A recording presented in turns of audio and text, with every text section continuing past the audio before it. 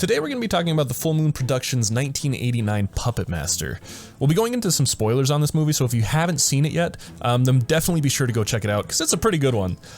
It is for free right now on Tubi. I'll be sure to put a description, or a link in the description below, so don't forget to go check that out. The beginning of the movie takes place in 1939 with Andre Toulon. He's an old man who's working to fix or possibly create a whole new puppet. He's painting the face of one that we can see.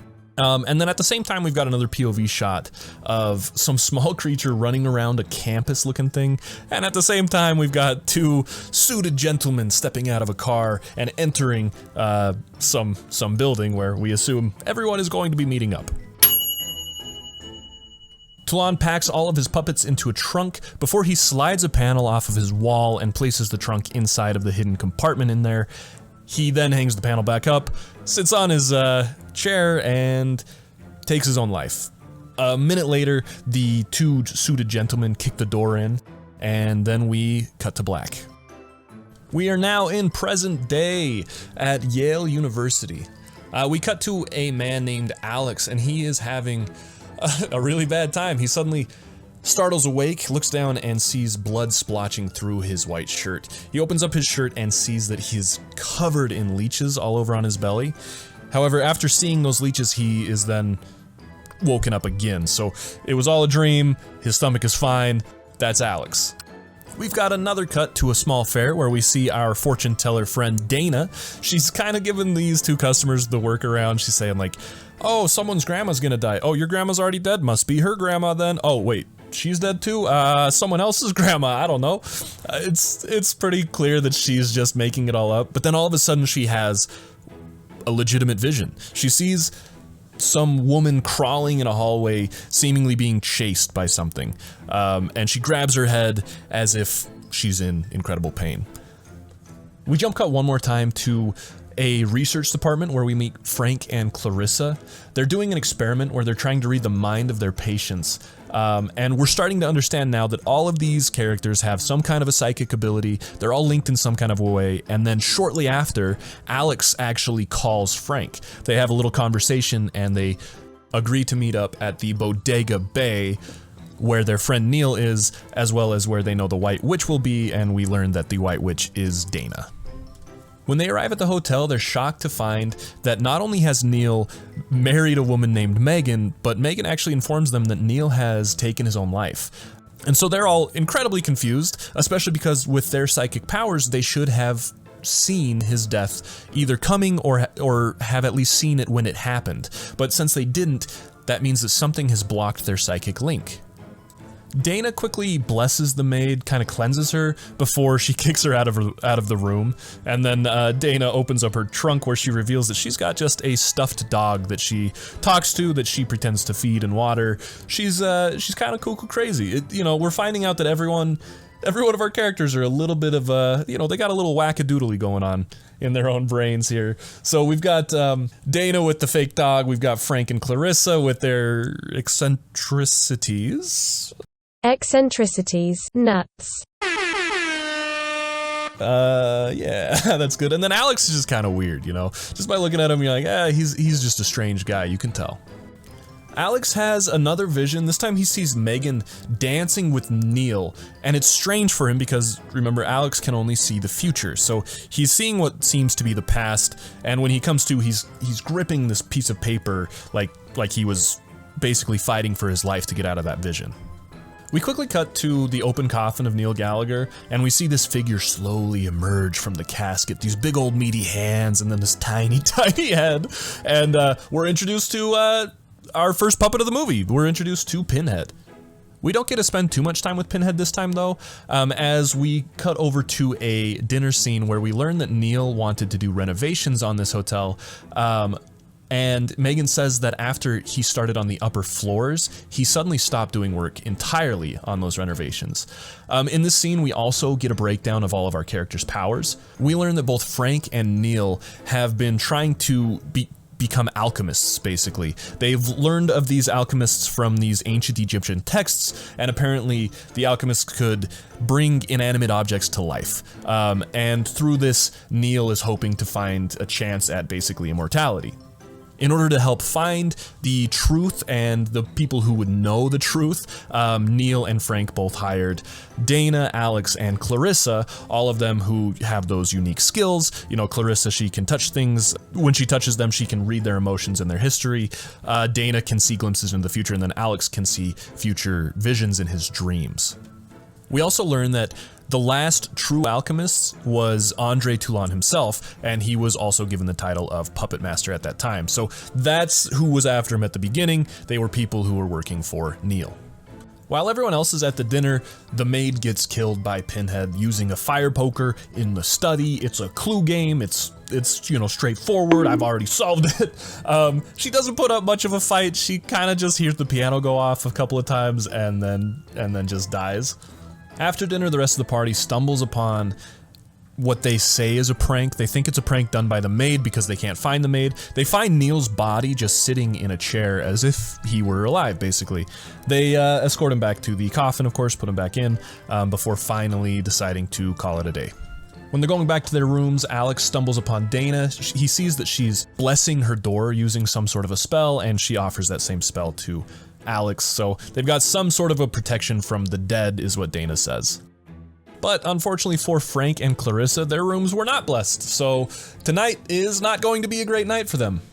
In the midst of their little hanky-panky session, you know, the puppets, they strike. Clarissa, she looks under the bed looking for a puppet, and then she gets drilled by one. So this puppet named Driller, he's got a drill for a head. It's a very, very clever name. He runs directly into Clarissa's mouth, drills a hole through her, and kills her just like that. Meanwhile, Frank is bound and blindfolded and confused. He's freaking out, doesn't know what's going on, and a puppet climbs up onto his chest and slowly begins to just drop leeches onto his skin, and that kills him. Neil's body makes another appearance, but this time it's in Dana's room. It's just sitting in a chair, and she knows something's wrong. So she talks to him as if he's still alive, and then she does a spell on him, and says afterwards, well, she does the sick vape move, right? And then she says, like, now you can rest. So she does the spell on him, and then right afterwards, Pinhead makes another appearance. He grabs Dana's ankle, he breaks it, he tosses her onto the ground, and then he starts just trying to strangle her. Unfortunately, Dana's able to throw Pinhead off, throw him against the wall, and then she slowly crawls out of her room and into the hallway. And now the scene becomes familiar. We've seen this before. We've seen it at the very beginning of the movie when Dana had first seen her vision. So we see her crawling through the hallway, being chased by Blade, another probably the coolest puppet. It's gotta be the coolest puppet. He is just chasing her. He's not able to catch her though. She's able to get into an elevator and close the door and slowly ascend away and get away from Blade. But unfortunately for her, at the top floor, Pinhead is waiting, and he starts to just try and beat the crap out of her again. She's able to throw him once again, but this time Blade drops from the ceiling and cuts her throat. Alex has another couple of dreams. The first one is the same that we've seen a few times now, where Neil and Megan are dancing, and then Neil says, "You can't save her, Alex." So we've seen that one before, and then he wakes up, and he looks underneath his covers, and he sees the decapitated heads of his friends, all like laughing and talking with him, and then he wakes up again. So 2 more dreams from Alex right there. What do they mean? Megan arrives at Alex's door and says that she wants to show him something. She takes him up to Neil's study, and they discover Toulon's diary is there. And in it, Toulon has written that he believes that the Puppetmaster's soul is linked with the puppet's soul. So if the Puppetmaster has a good soul, then the puppets will be good. And if the Puppetmaster's soul is evil, then the puppets will also be evil.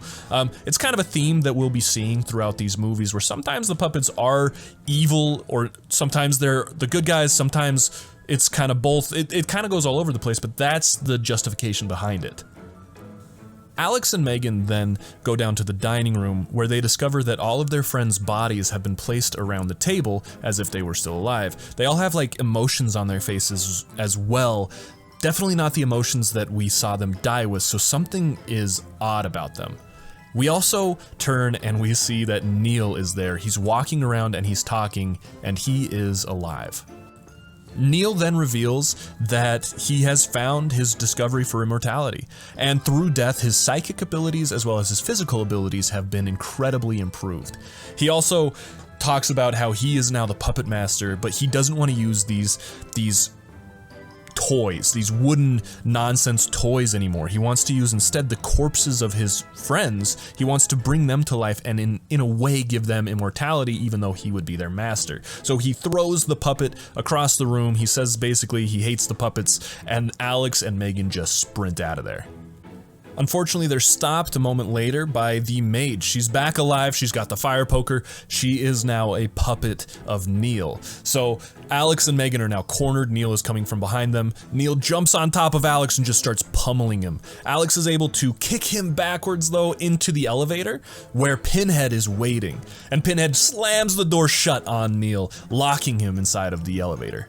In a pretty gruesome scene, Neil is then torn apart. So he's held down by the puppets, and basically every one of them have a turn just torturing him. They drill into his neck, they stab through his hand, they put leeches down his throat. It's a bad way to go, and it's actually a really cool thing to see because Alex is trying to fight the entire time. He's trying to fight to get the elevator door open. He's trying to fight to help Neil, which is kind of bizarre, but it's very human, right? It's like Neil was his friend, and Alex still has the empathy for him. He still cares about his friend. He doesn't want to see his friend getting tortured like this, even though his friend was just trying to kill him. So Alex is really trying to get that door open, but to no avail. And shortly after, Neil is completely killed. He's completely torn apart. Alex and Megan both pass out from exhaustion.